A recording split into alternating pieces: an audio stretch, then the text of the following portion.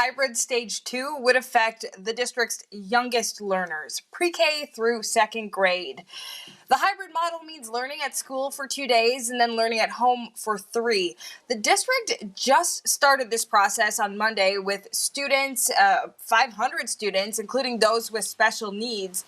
Now, Stage 2 would expand to include the elementary kids.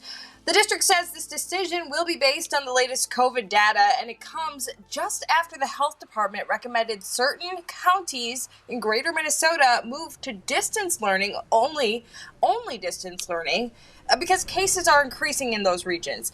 So 19 counties now fall under that. In St. Paul, some parents want more overall support, whether in person or online. Some families that truly need to have in school support.